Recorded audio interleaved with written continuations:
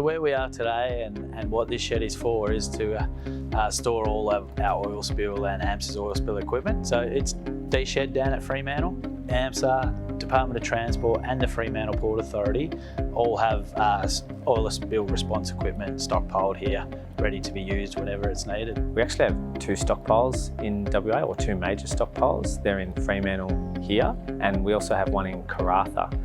The reason why they're positioned in those locations is that they allow us coverage across the state, but also they're two areas where it's easy for us to logistically mobilise equipment.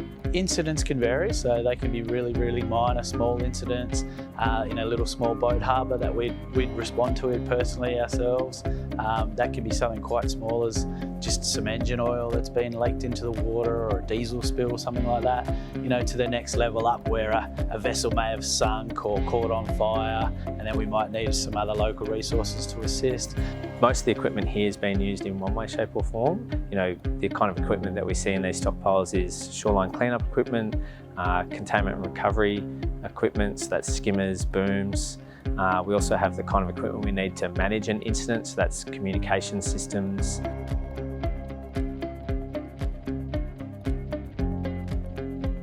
So having all this equipment in this spot really enables us to know what's where, deploy it onto a truck and get it out to the site where we need to. We've got a lot of trailerised equipment as well, so we can bring that. The guys can come down to the one location in all their vehicles, hook up the trailers, and we're out the door pretty much in, as quick as we can be. For somewhere like Fremantle, it depends how far away the incident is as to how quickly we can mobilise. Effectively, we can start mobilising from this location within half a day, and then it would be dependent on where the incident is occurring and how much equipment we need to move. But we aim to be able to have a full suite of equipment for larger incidents at an incident site within around 48 hours.